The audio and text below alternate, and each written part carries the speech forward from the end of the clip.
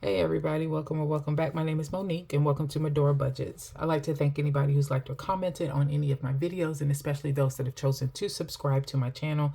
Truly started this as a way to hold myself accountable, but I understand, recognize, and appreciate the community as a whole. So if you are rocking with me on this journey, thank you, thank you, thank you. And if you haven't made up your mind yet, sit with me for a spell.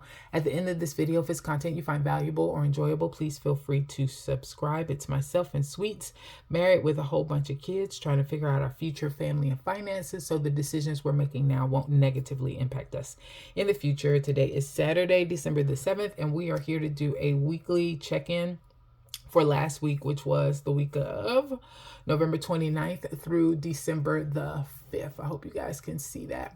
We have had a few different videos where I've talked through some of the changes that I want to make for 2025.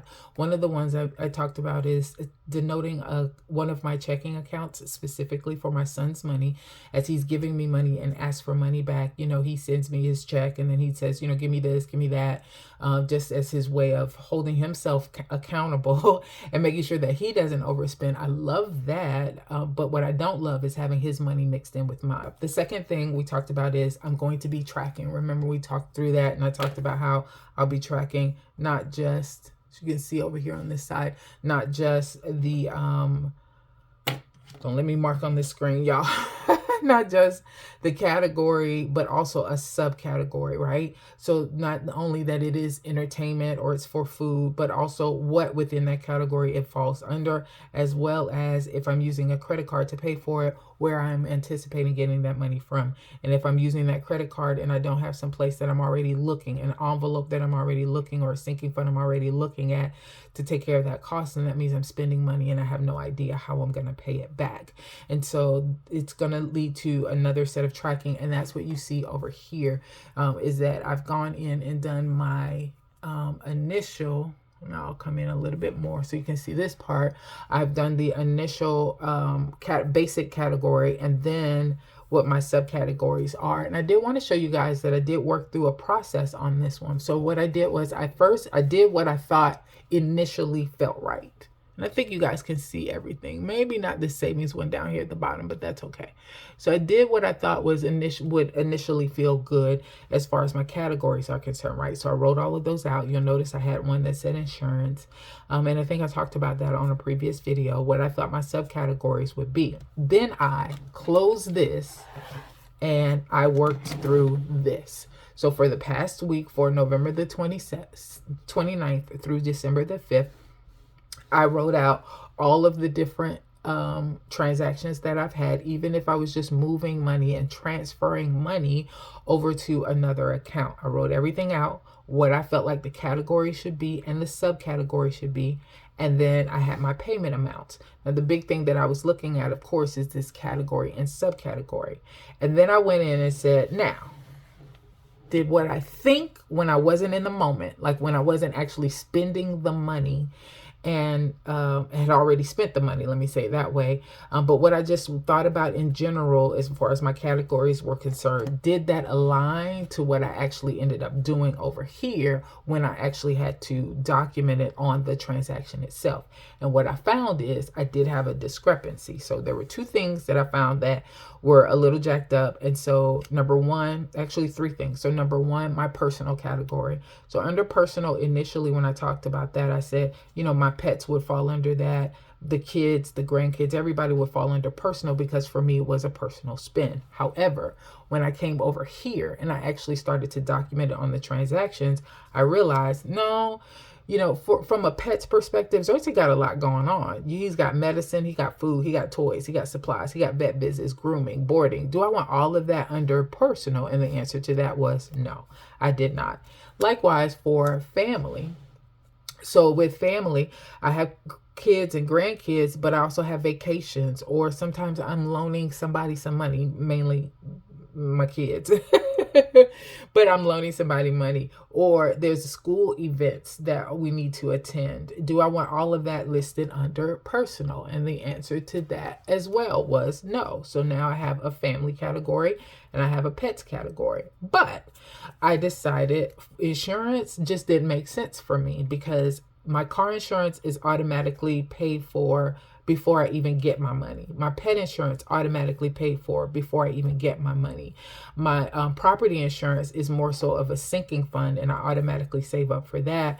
But then I have home warranty, protection plans, etc. And I was like, I had an insurance category, but does it make sense for these home warranties to, or protection plans or services to fall specifically under the main category of what I'm trying to cover? So for example, I have a home warranty and I have a ring protection plan. Both of those are associated with home. Why not just put them under home? I have life insurance, for example. If I'm going to pay for that, that should be more so under personal. But if I have car insurance, that should be more under auto. It's an auto expense. It's tied to the car instead of just having a regular insurance category. The ones that were becoming a little bit difficult, and let's see, I don't know if I've made a decision about it yet or not. I think I put it under utilities. So it was going to be Apple Care for my phones and for the iPads. Where did I end up putting that? Let me go and check. Apple Care, did I do? I think I put it under entertainment. Is that what I did? Let me see. Actually, I think for this one, I believe I wanted to do it under utilities, because if the phone is under utilities, then the phone insurance should be under utilities. I think that's what I told myself. I just didn't write it in, and I did not make that change. See, this is the reason why we go through this. All right, so I think that's what I decided I'm going to do. So phone insurance will go where the phone goes. That is what I'm going to do. Phone insurance goes where the phone goes. All right. And so that is going to be under utilities. Now that might not make sense to everybody, but that's what makes sense in my brain, at least right now. I did not change these numbers though, because I had already closed out my week. As you see, I've been talking through those. So going forward, that's where we should expect to see that Apple Care listed. And then one of the other ways that I got tripped up again is here. For this coming week, you guys might notice up here that I have an Alcovy chorus listed right here. And so that is a family or a school event. So I thought to myself, hey, should a chorus concert that I'm attending for my daughter, should that fall under entertainment, because it is a concert? And that is one of the things that I listed here, is that recreation or entertainment would be concerts. But for me, it's more so family. Not that it's not going to be entertaining, y'all, but just that it does fall under a family. And if auntie is going to attend something for auntie babies or etc., it's really in support of my family, not necessarily a fun event that I plan to go and have some exciting times, etc. So that was another one that I came up with on the fly, that I realized the way that I initially thought about it was a little bit different than what I decided to settle in on. So these budget categories have helped me to see a lot on where I had some discrepancy. Sometimes I would keep something in one way. Sometimes the same event, I would think about it differently.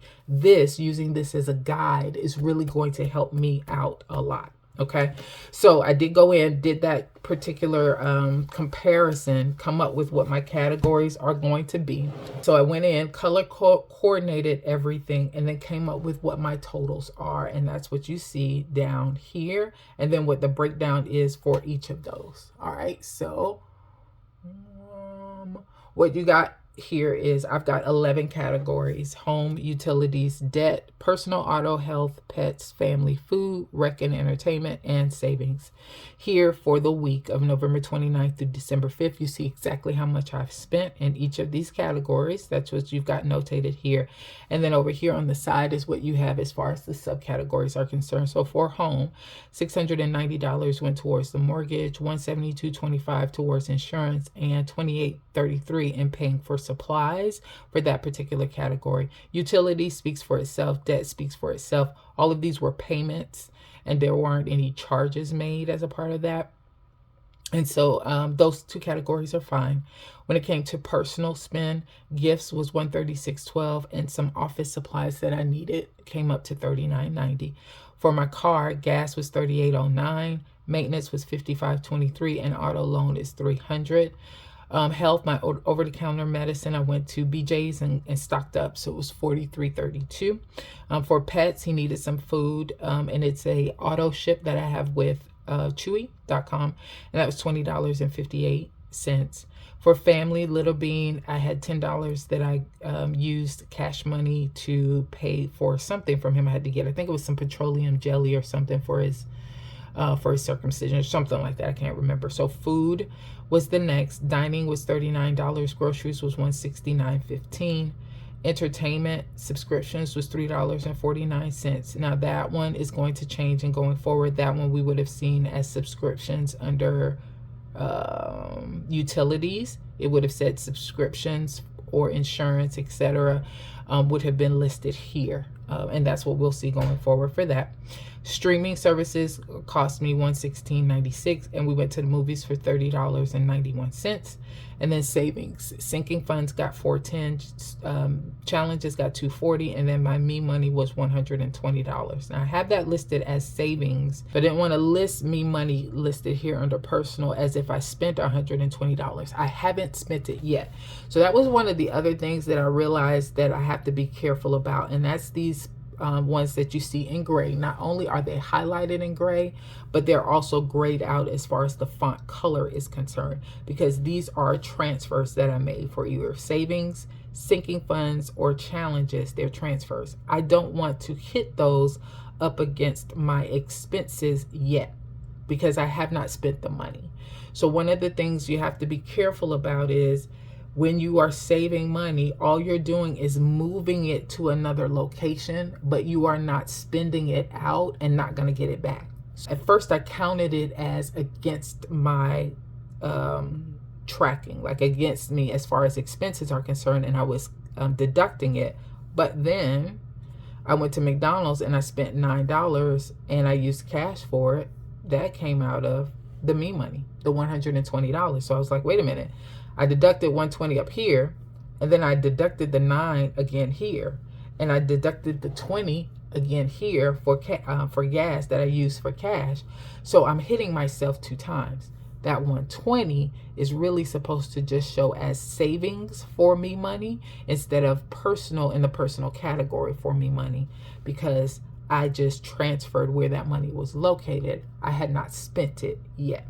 So I did, and I'll go ahead and do it here. I did do it on the general rollover or roll up, but I did not do it here. This should have still said savings. I turned it gray and highlighted it gray, but I was supposed to change that word to say savings now instead. All right, so then that's my categories. Those are the 11, and that's how the money breaks up. One of the other reasons why I needed to do this is because there's variable spending in here. So if you remember, or if you recall, you know what? This is an easier view for you guys to see.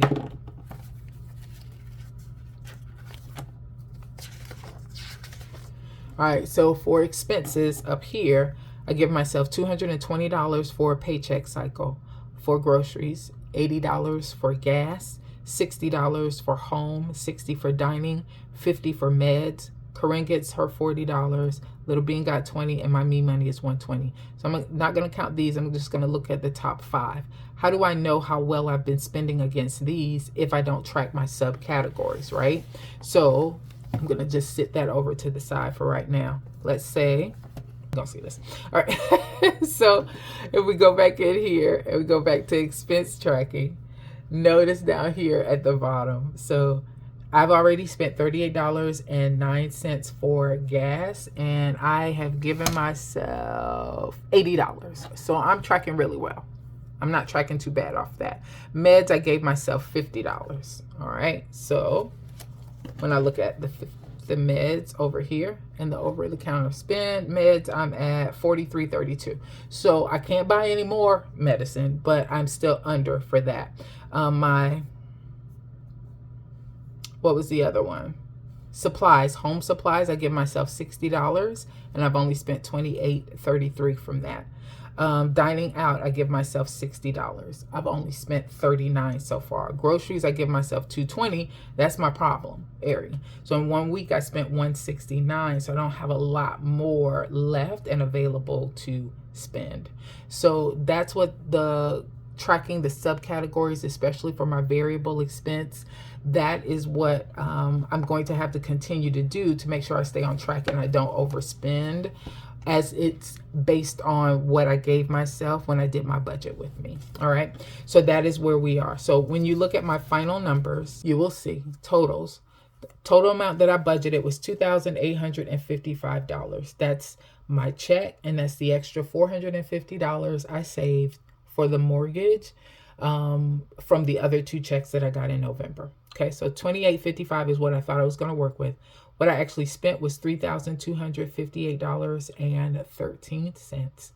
That means that I overspent by $403.13. Now, here's where I'm still struggling, and I got to figure out how to reconcile. I went in and looked at everything, and I realized that I pulled $595 from my sinking funds. That's from my buffer sinking fund, property insurance, my subscriptions, my family fund, all of the different sinking funds that I had, where I had a credit card purchase that I made and I needed to pull money from someplace for that. That all totaled $595. So in essence, that's probably where some of this $403.13 comes from, right? Is that this is what I spent, but it's not what I made in this week. Right? So I spent $3,258, but I only made $2,855. It would feel like I'm over budget, but when you factor in the fact that I had some of these expenses were covered by sinking funds, then maybe not. And so that's the part I'm still working on, how to reconcile these numbers so that I can get everything closer together, because I would have expected this to be closer to this number, that I would have been over budget by basically what I pulled from sinking fund, because it's not money that I inflowed or made that week, but it is money that I had available to spend if I needed it. So that's the part that I'm still working on, and we'll see. I'm sure this will get better over time with some of the other changes. It was a little bit more lengthy than I thought it was going to be. I told you guys, I was thinking it was going to be 9-10 minutes. We're probably about 20 minutes in at this point, but I did want to talk through some of the things I'm learning by doing this a little differently. All right, I think that is it. Thanks everybody for your time. You guys have a good one.